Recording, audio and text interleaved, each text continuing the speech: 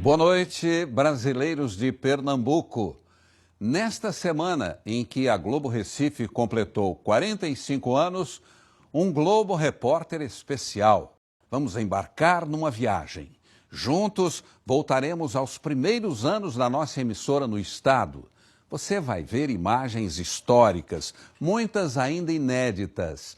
Nossos arquivos gravados em filme se transformaram num surpreendente documento sobre a vida pernambucana nos anos 70 e 80.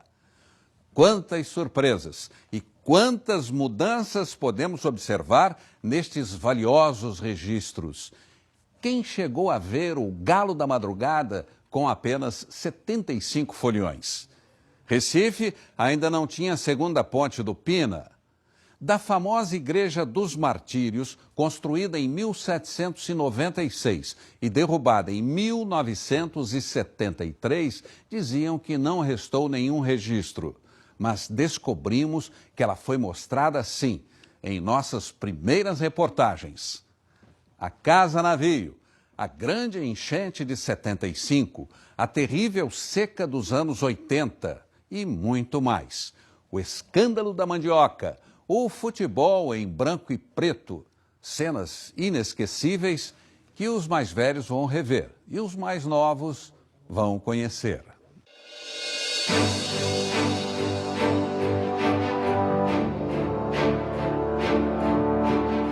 Recife, Avenida Boa Viagem. Aqui, onde hoje está erguido um prédio, existia uma casa muito diferente. A Casa Navio, em formato de embarcação, foi construída pelo empresário Aldemar da Costa Carvalho. Virou cartão postal. Foi filmada por Hollywood.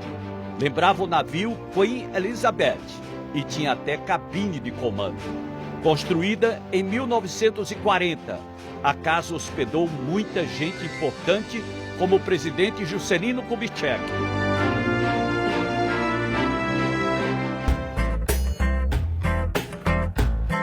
A Praia de Boa Viagem já era famosa, com as belezas naturais, as areias brancas, o calçadão, local de passeio e a beleza das mulheres.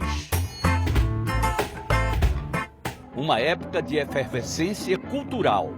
Ângela Maria cantou Babalu no Geraldão. O Quinteto Violado tocava sucessos. Pra nós viver igualados, sangue suco, nosso amor pede mais fuga do que essa que nos... Assim como Zé Ramalho em Admirável Gado Novo. Roberto Carlos se tornava um cantor romântico. Nem eu sou romântico, né? E Fafá de Belém deu uma canja na entrevista. Como a brisa da prema. Luiz Gonzaga, o rei do Baião, tocou e cantou Vida de Viajante com o filho Gonzaguinha.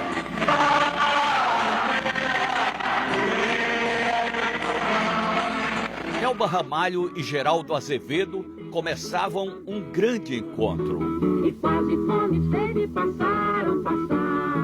E Alceu Valença pisava na Fulô. Os festivais de música faziam sucesso em todo o país. A Globo, em Pernambuco, promoveu alguns, como o Frevança e o Vamos Abraçar o Sol. A peça Um Sábado em 30 já estava nos palcos e ficou durante 50 anos em cartaz. Tua mulher ter filho, mas de quem? No céu, os shows da Esquadrilha da Fumaça. O aeroporto dos Guararapes causava sensação. Os bingos reuniam uma multidão, como o do Náutico. O carnaval era de salão. Os clubes português e internacional lotavam, assim como os bailes do Esporte, do Náutico e do Santa Cruz. O Galo da Madrugada saiu pela primeira vez em 1978 com apenas 75 pessoas. No mesmo ano, o Homem da Meia-Noite completava 46 carnavais. Holiday on Ice era sucesso. Nas festas de rua, a mulher que vira macaco dava medo em todo mundo.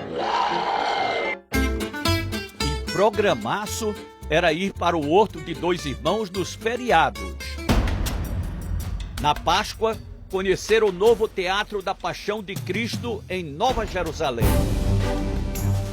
Uma história que começou com a encenação nas ruas de Fazenda Nova por Epaminondas Mendonça e foi melhorada pelo casal Plínio e Diva Pacheco.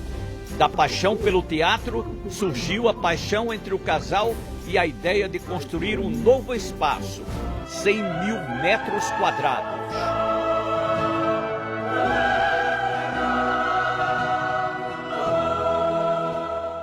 Em 1972, começou a tradição do São João de Caruaru, com a ideia de Agripino Pereira e da esposa Teresa de fechar a rua São Roque para comemorar com os vizinhos e amigos. Depois, a tradição seguiu com o apoio das irmãs Lira, que levaram a festa para a rua 3 de Maio. O comércio do centro do Recife fervia no Dia dos Namorados. Todo mundo queria ganhar um presente. Todo ano eu ganho um presente dela e tem que dar, né? Mas nem tudo era festa. Faltava água nas cidades e também em Boa Viagem. E as calçadas ficavam cheias de baldes. Também faltava gás de cozinha. E os estudantes faziam protestos contra a muriçoca do Rio Ipojuca e a mentira no Brasil. Eram muitas as jangadas nas praias de Olinda, que também sofreu com o avanço do mar. A rodoviária do Recife era no cais de Santa Rita. E no centro da capital, a estação central de trem sempre lotada.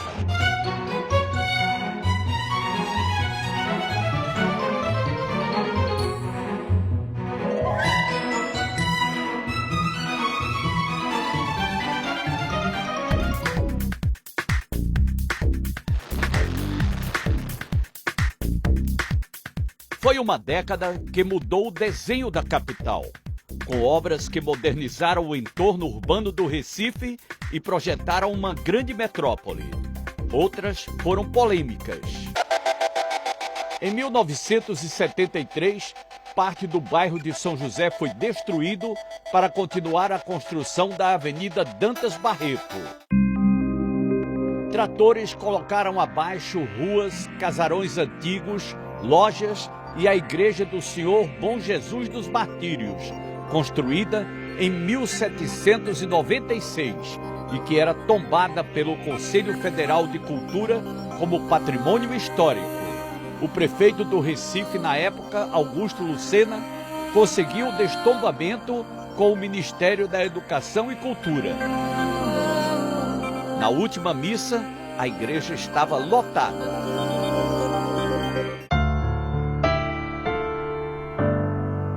Ainda em 1973, a nova Avenida Dantas Barreto foi inaugurada.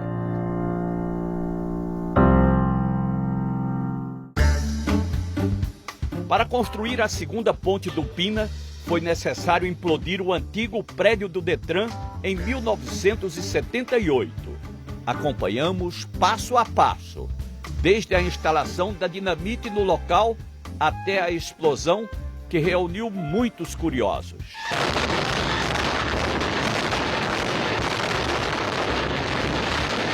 Foi construída no sentido Zona Sul a ponte que liga a Ilha do Leite à ilha de Joana Bezerra e o viaduto Capitão Temudo, também conhecido como viaduto do Cabanga. Surgiu uma ideia na época revolucionária: construir um estacionamento gigante próximo ao centro. Com vagas para 2.400 carros, foi aberto em 1980 o estacionamento periférico da Joana Bezerra. Mas o estacionamento não durou nem 5 anos. No final, foi usado como pista de corridas de carros. Em Em 1979, a obra do contorno do Recife, incluindo a duplicação da BR-101 e a construção de mais 5 viadutos, melhoraram e organizaram a circulação e o acesso à capital. Em 1975, começou a ser construído no Curado o novo terminal rodoviário do Recife, o TIP. Ficou pronto 4 anos depois, mas não tinha como chegar lá. E os passageiros só usaram o terminal em 1986.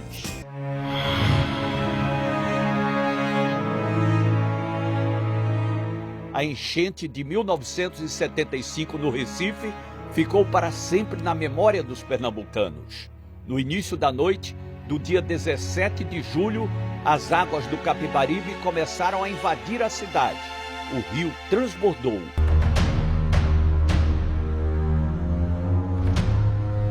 No dia seguinte, 80% da área urbana estava inundada. Uma cidade embaixo d'água.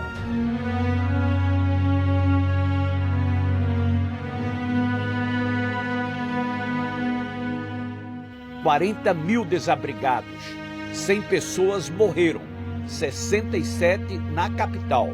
Foi decretado estado de calamidade pública.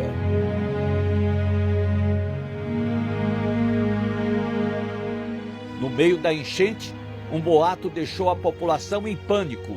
O rompimento da barragem de Tapacurá era mentira, mas muitos acreditaram que fosse verdade, causando medo e correria em toda a cidade.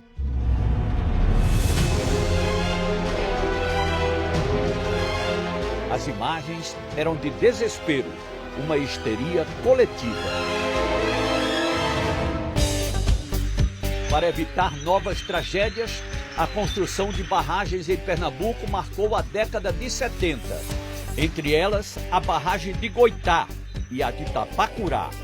A mais importante foi a barragem de Carpina, um grande reservatório com capacidade de armazenar 270 milhões de metros cúbicos de água.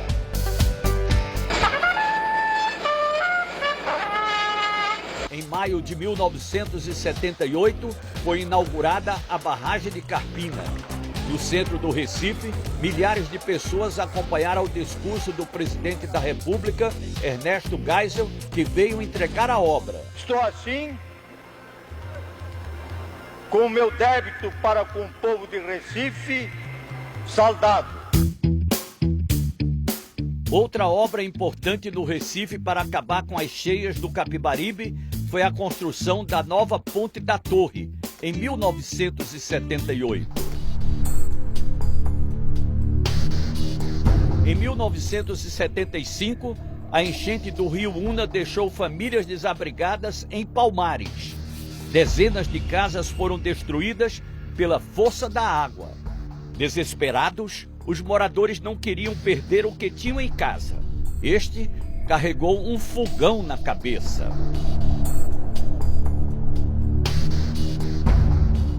Cinco barragens em construção na zona da Mata Sul para evitar as grandes enchentes. E a maior de todas é esta aqui, a Cerro Azul, que vai conter o rio Una e formar um lago com capacidade para armazenar mais de 300 milhões de metros cúbicos de água. As grandes enchentes nesta área ocorrem entre junho e julho.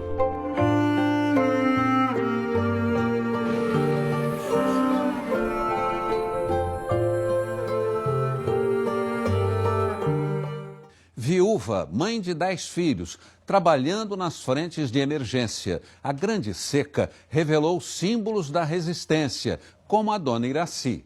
E mais, a briga entre as famílias do sertão e o escândalo da mandioca. É daqui a pouco. Oferecimento Crefisa. Precisa de dinheiro em 24 horas? Vem pra Crefisa.